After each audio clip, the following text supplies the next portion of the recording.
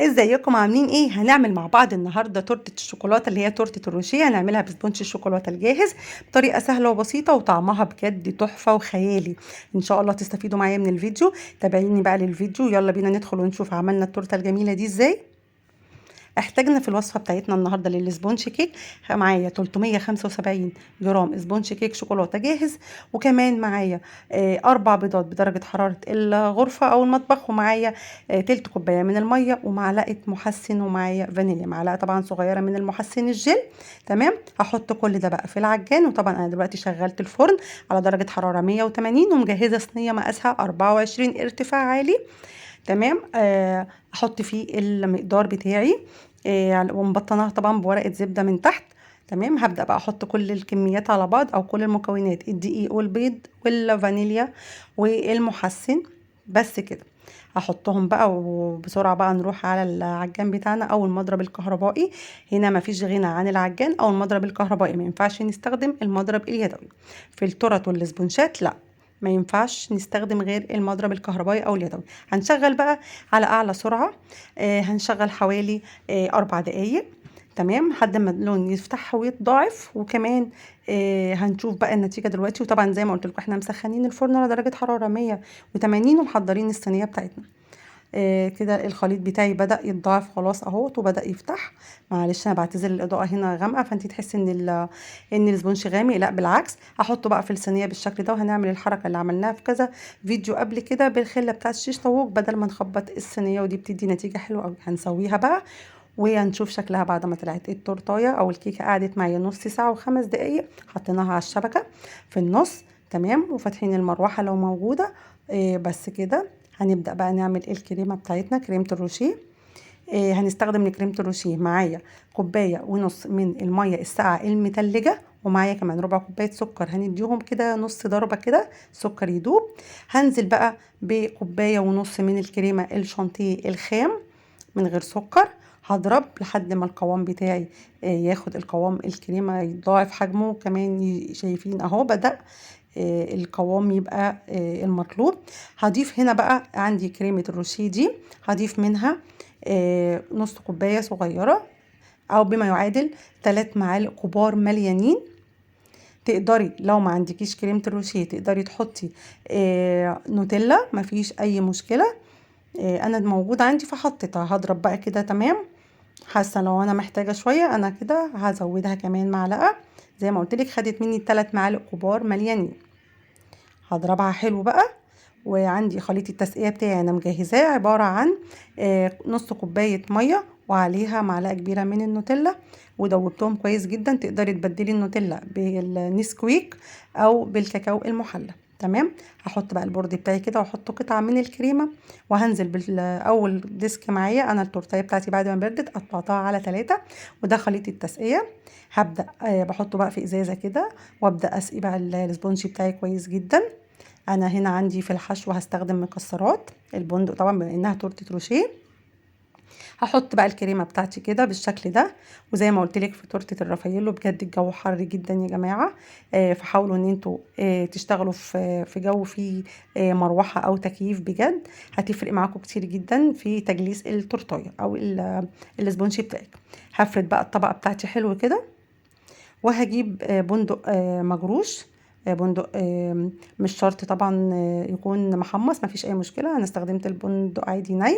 هجرشه نص جرشه كده، وهبدا اديله بقى رشه كده على الكريمه بتاعتي. انا استخدمت البندق زي ما قلت لكم عشان دي تورته روشي. هرش بقى كده رشه كده عشوائي كده. وكمان عندي 3 معالق كبار من كريمة الروشيه، وسيحتهم على حمام مائي او في الميكرويف لو موجود. وهبدأ كده مع معلقتين كبار من الزيت، وهبدأ اديها كده خطوط بسيطة كده، بتدي طعم حلو قوي قوي. تقدري تستبدليها بالنوتيلا برضو، مفيش اي مشكله. وهحط بقى حته من الكريمه صغنونه كده علشان خاطر الاسبونشي بتاعي يبدا يلزق، علشان طبعا المكسرات مش هتخليه يلزق حلو. هجيب الديسك التاني معايا كده، ونفس الخطوه هعملها برضو. هجيب الخليط التسقيه بتاعي، وهبدا اسقي الاسبونشي بتاعي بالشكل ده. تورته جميله جدا جدا وطعمها حلو قوي قوي. بجد ان شاء الله باذن الله تجربوها وتعجبكم. خلصنا بقى تسقيه الطبقه التانية، هنبدا ننزل برضو نفس الشكل، هننزل برضو بالكريمه بطبقه حلوه كده من الكريمه بتاعتي. هنا كريمه الروشيه. تقدري لو عندك بندق مطحون تحطيه برضو، تدي تيست حلو. لو انتي ما عندكيش كريمه الروشيه وهتحطي نوتيلا، تقدري تحطي ايه او طعم البندق برضو هيديها طعم حلو قوي، اللي هو المكسبات الطعم بتاعت البندق تتباع عند اي حد بتاع مستلزمات حلويات. انبو علبه صغنونه كده زي علبه القطره، زي علبه الالوان الجل. برضو مش غاليه، تقريبا في حدود 10 او 15 جنيه تقريبا. هدي بقى الطبقه كده وافردها حلو، وبرضو هحط رشه بندق زي ما حطيت في الطبقه الاولانيه، هحط في الطبقه دي. وهبدا برضو انزل برشتين او كده خطوط من كريمه الروشيه معايا على المكسرات بتاعتي. بجد بتديها طعم حلو جدا جدا.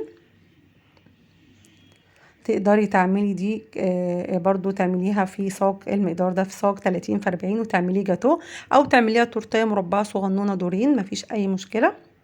تقسميها على 2 وهتبقى مقاس التورتايه 20 في 30. هتبقى ديسكين بس صغيره. تقدري طبعا تضعفي المقدار وتعملي مرتين وتعمليها تورته من 4 ادوار لو عايزه حاجه مربعه. تمام كده. حطينا اخر ديسك اللي هو زي ما قلنا بيبقى قعر الصينيه ولتحت علشان يدينا بيبقى املس وحلو. هنبدا نسقي بقى كويس جدا الجزء اللي تحت ده كويس جدا زي ما انتم شايفين كده. ما تقلقيش اي حاجه بتقع، ما فيش اي مشكله عندنا خالص. خلاص بقى كده نضفت البورد بتاعي من خليط التسقيه اللي نزل. الكريمه اللي باقيه هضربها حلو، وهبدا اخدها على طروف الكيكه بتاعتي كده، وابدا اجلس التورتايه بتاعتي من الحروف. تمام. انا كده كده تجليس التورتايه دي عادي جدا. مش لازم ندي طبقه جامده قوي، لان انا كده كده هغطيها بطبقه من كريمه الروشيه. بما انها تورته روشيه فهتتغطى كلها بكريمه الروشيه لما اسيحها على حمام مائي مع زيت، وهبدا اغطيها بيها كلها ان شاء الله زي ما هتشوفوا في الفيديو. هبدا بقى اجيب الاسباتيولا بتاعتي وابدا افرد كده بالراحه واجر الخط معايا عشان افرد الكريمه بتاعتي معايا من الجناب ومن فوق بالشكل ده كده. هغطي بقى الوش بتاعي حلو، واحاول اسوي السطح بتاع التورتايه. تمام كده. وهستخدم السكرابر. بعد ما اخلص الخطوه دي هجيب السكرابر زي ما احنا متعودين، هنسحب بقى بيه كده الكريمه عشان نسويها حلو، ونبدا ناخد الوش بتاعنا كده.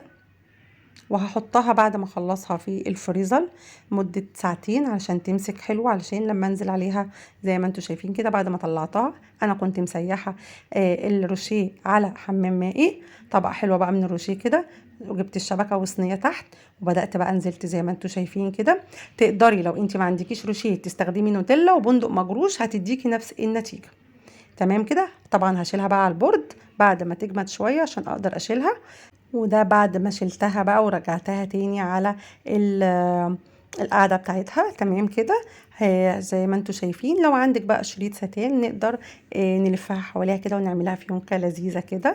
انا طبعا للاسف ما كانش عندي، بما انها تورته روشيه طبعا جبت شوكولاته روشيه الاصلي.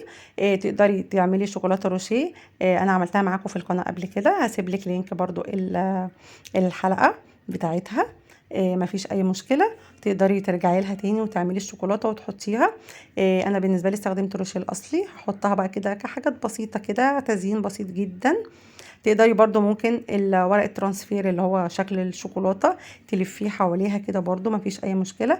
حطيت بقى كده كام شوكولاتايه واحده في النص بمنتهى البساطه. جبت بقى خطوط خفيفه قوي قوي من الروشيه وعملتها خطوط على الشوكولاته كده بالشكل ده. تقدري برضو ما تعمليش الخطوه دي.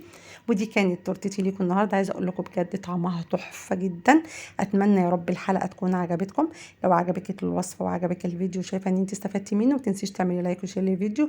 والسلام عليكم ورحمه الله وبركاته.